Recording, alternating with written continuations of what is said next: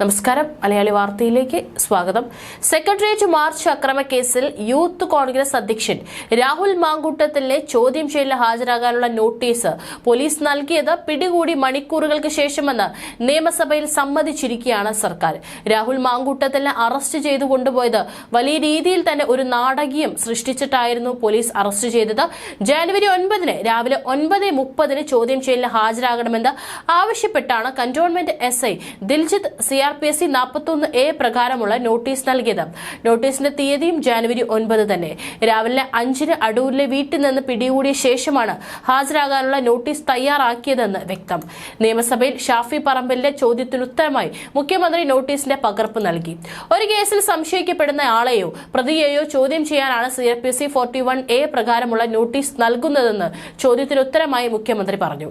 ന്യായമായോ പരാതിയോ വിശ്വസനീയമായ വിവരമോ ലഭിക്കുമ്പോഴും arrest ആവശ്യമില്ലാതിരിക്കുമ്പോഴാണ് 41A notice നൽകുക. അന്വേഷണവുമായി ബന്ധപ്പെട്ട വസ്തുതകളും സാഹചര്യങ്ങളും കണ്ടെത്തുന്നതിന് താങ്കളെ ചോദ്യം ചെയ്യാൻ ന്യായമായ കാരണങ്ങൾ ഉണ്ടെന്ന് ബോധ്യപ്പെടുന്നതിനാൽ 9 രാവിലെ 9:30 കന്റോൺമെന്റ് സ്റ്റേഷനിൽ ഹാജരാകണം. രാഹുലിന് പോലീസ് നൽകിയ നോട്ടീസിൽ പറയുന്നു. തനിക്ക് ഹാജരാകാനുള്ള നോട്ടീസ് നൽകിയത് സ്റ്റേഷനിൽ വെച്ചാണെന്നും നടപടിക്രമം പാലിച്ചില്ലെന്നും രാഹുൽ കോടതിയിൽ വാദിച്ചിരുന്നു.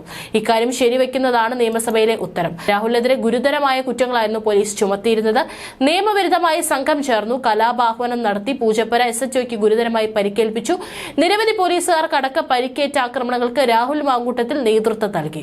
ആക്രമണത്തിന് നേതൃത്വം നൽകിയ പ്രതികളെ പോലീസിന്റെ കസ്റ്റഡിയിൽ നിന്ന് ബലമായി മോചിപ്പിച്ച് രക്ഷപ്പെടുത്തി.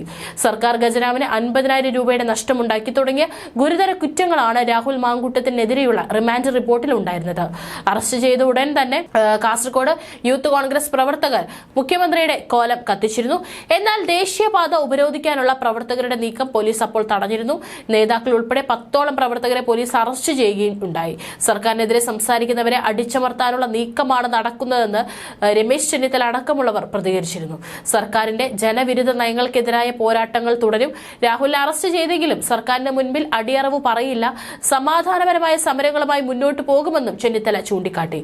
അതേസമയം സർക്കാരിന് അടുത്ത 8ന്റെ പണിയും കിട്ടിയിരിക്കുകയാണ്. തിരുവനന്തപുരത്ത് MPമാരടക്കം പങ്കെടുത്ത കോൺഗ്രസ് മാർച്ചിൽ പോലീസ് കണ്ണീർ വാതകവും ജലപീരങ്കിയും പ്രയോഗിച്ച സംഭവത്തിൽ കേന്ദ്രം കേരള സർക്കാരിന്റെ വിശദീകരണം തേടി. പ്രതിപക്ഷ നേതാവിനും KPCC അധ്യക്ഷനും ഒപ്പം 7 MPമാരും സന്നിധരായ സമരവേദിയിലേക്കുള്ള പോലീസ് അതിക്രമം അന്വേഷിക്കണമെന്നാവശ്യപ്പെട്ട് K മുരളീധരൻ MP സ്പീക്കർ ഓം ബിർളയ്ക്ക് നൽകിയ പരാതിയുടെ അടിസ്ഥാനത്തിലാണിത്.